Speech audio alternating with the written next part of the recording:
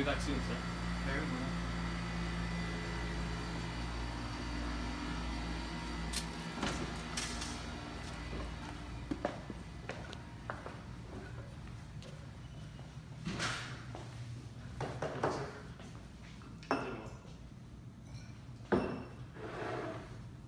Thank you.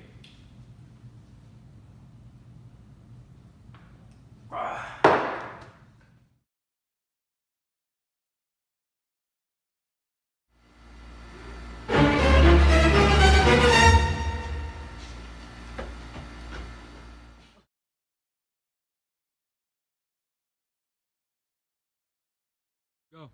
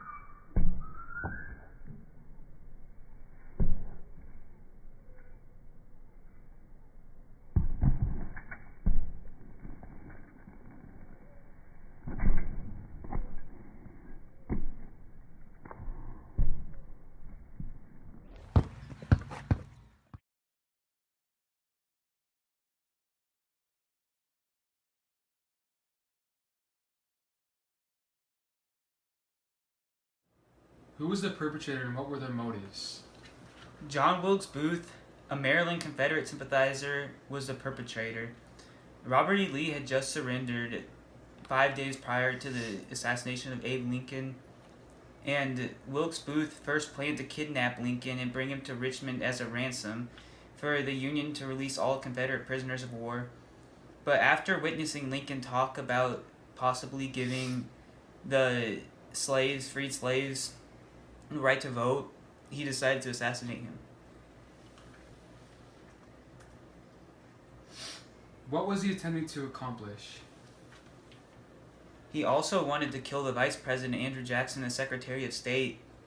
He felt like America would be thrown into chaos with the first three lines of power to the presidency gone. When did this occur?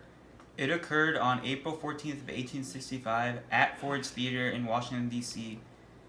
Lincoln was in the presidential suite of the Ford's Theater during an intermission at about 10:15 p.m. when this occurred.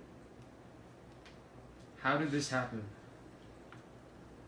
One of the guards outside the suite fell asleep, the other left to a saloon next door. Wilkes Booth then entered unguarded and fired a .44 caliber single-shot Derringer pistol in the back of Lincoln's head.